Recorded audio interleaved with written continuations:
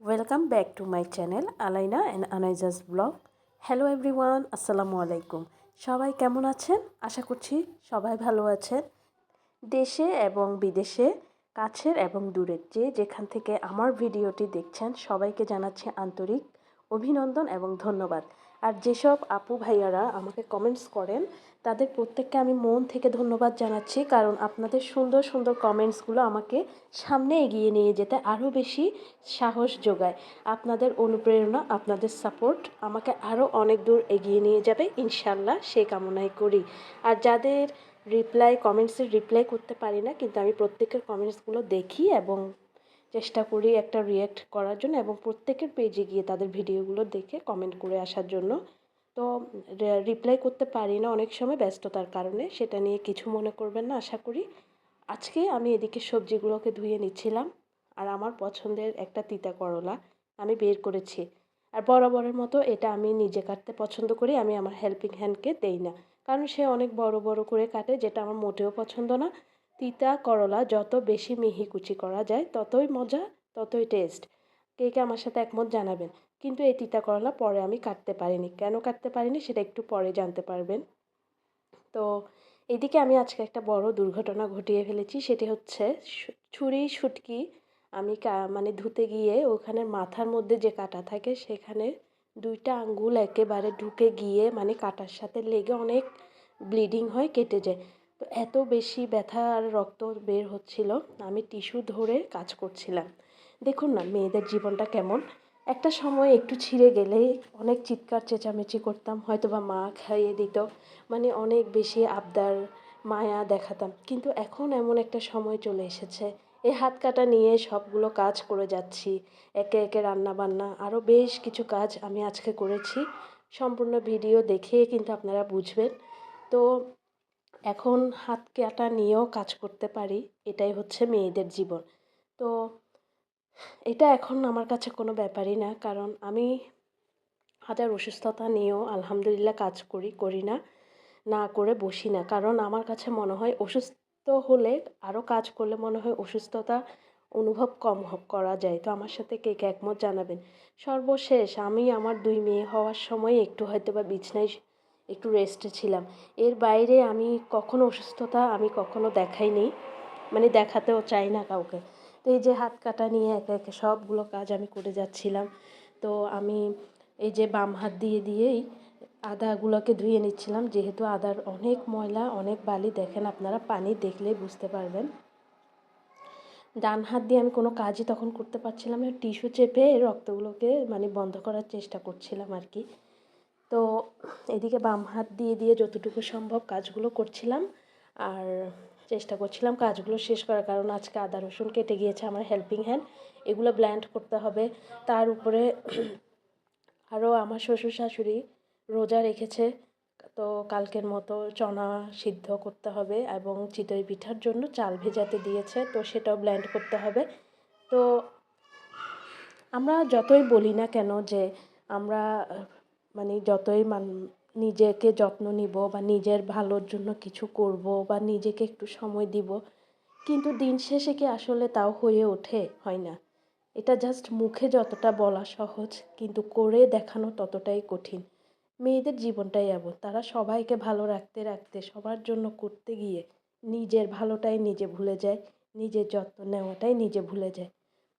মানে আমরা অনেক সময় বলি যে দিন শেষে নিজেকে ভালো রাখা উচিত, যত্ন নেওয়া উচিত, অন্ততপক্ষে নিজেকে ভালোবাসা উচিত। কারণ আপনি নিজে সুস্থ থাকলে আপনি পুরো একটা পরিবারকে সুস্থ রাখতে পারবেন, আপনার বাচ্চাগুলোকে সুস্থ রাখতে পারবেন। কিন্তু বললেও কিন্তু সেটা বাস্তব অর্থে আমরা পূরণ করতে পারি না, কারণ সংসারের এত কাজ, এত ঝামেলা, এগুলোর মাঝখানে নিজের যত্ন নেওয়া, নিজেকে ভালোবাসা, নিজেকে একটু কেয়ার করা, এগুলো কেমন যেন হারিয়ে যায়। তার মাঝে যারা একটু মানে ব্যস্ততায় দিন কাটে, যেসব আপুরা হয়তোবা ঘরের পাশাপাশি এই অফিসিয়াল জব করে, অথবা এই যে দেখুন না আমি এখন ইউটিউবে ভিডিও করছি, তাহলে ভিডিও করা, ভিডিওগুলোকে এডিট করা, ভিডিওগুলোকে মেক করা, আবার সেগুলোকে আপনাদের সামনে সুন্দরভাবে উপস্থাপন করা, তো এইটাও কিন্তু একটা কাজ। তো প্রত্যেকের কাজ কিন্তু প্রত্যেকের কাছেই সম্মানের। আর এত কষ্টের মাঝেও হয়তোবা ইনশাল্লাহ একদিন সফলতা আসবে। তো এদিকে কথা বলতে বলতে আমি কিন্তু চিতই পিঠার ডোটা মেখে রেখে দিয়েছি, কারণ এটা যত বেশি মানে ভিজবে ততই পিঠা সুন্দর হবে। তারপরে আমি আদাগুলোকে ব্লেন্ড করে নিচ্ছি, কারণ চিতই পিঠা আগে করার কারণ হচ্ছে যাতে আদা রসুনের স্মেলটা পিঠাতে না যায়। তো একে একে আমি এখানে রসুন বাটা এবং আদা বাটা সব কিছু ব্লেন্ড করে বক্স করে করে রেখে দিয়েছি। আর এই আদা রসুন বাটাগুলো যদি আমি রেখে দিই আমার কাছে অনেক সুবিধা হয়। অন্ততপক্ষে 15 দিন তো মানে নিশ্চিন্তে কাটানো যায়, যেহেতু মাংস একটু আমার ফ্যামিলিতে বেশি খাওয়া হয়। আদা রসুন যদি বাটা থাকে তাহলে অনেক কাজ সহজ হয়। এদিকে আমি ধনে পাতাগুলোকেও ধুয়ে একদম পরিষ্কার করে শুকিয়ে নিয়েছি রোদে। জানলার পাশে রোদ আসছিল, এগুলোও পলি করে রেখে দিব। এবং সর্বশেষ রান্নাবান্না শেষ করে আমি চুলাটাকে পরিষ্কার করে নিচ্ছি, যেটা আমার প্রতিদিনের কাজ। এটা করলে আমার কাছে শান্তি লাগে। আমার কাছে না, যা মানে প্রতিটা মেয়ের কাছেই হচ্ছে শান্তির জায়গা হচ্ছে এটাই।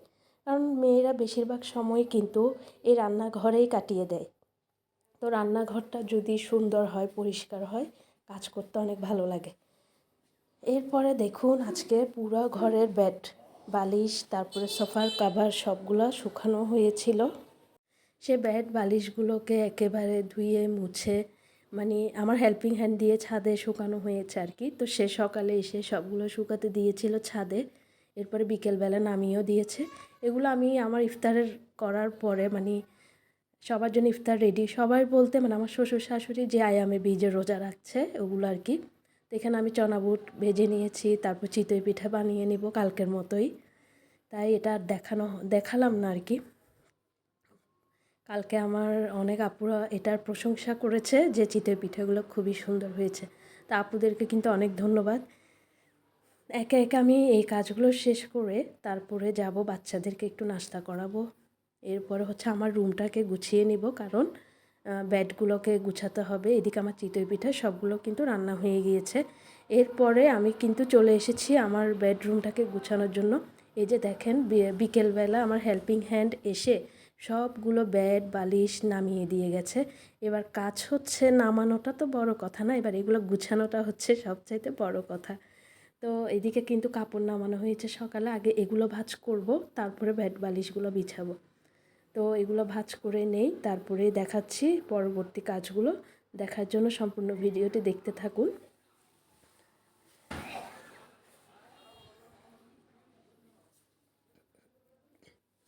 এই যে দেখুন এখন আমি আমার রুমে চলে এসেছি। দুপুরবেলা এই বেডের উপরে এইভাবেই বাচ্চাদেরকে ঘুম নিয়েছিলাম। তো এখন আমি বেড বিছনার কভার বালিশ সব কিছুই বিছিয়ে দিয়েছি। তো এদিকে আমার বিছনা বেডশিট কভার সবগুলো বিছিয়ে নিয়েছি। এটা করব মাগরিবের নামাজের পরে, এখন আর সময় নেই কারণ মাগরিবের আজান হয়ে গেছে। তো মাগরিবের পরে এসে আমি এখন এই রুমের মানে আমাদের পাশের রুমের বেড বালিশের কভার সেটাও লাগিয়েছি। এরপর আরও একটা রুমের যে বেড বালিশ সবগুলো লাগিয়ে সোফার কভারগুলো লাগিয়ে দিয়ে গুছিয়েছি। বাকি যে কভার সেগুলো পরে লাগাবো, আজকে আর সম্ভব না। সম্পূর্ণ ভিডিও কেমন লেগেছে অবশ্যই জানাবেন। ভালো লাগলে অবশ্যই লাইক সাবস্ক্রাইব করে পাশে থাকবেন। আমি আজকের মতো বিদায় নিচ্ছি, সবাই ভালো থাকবেন। আল্লাহ হাফিজ।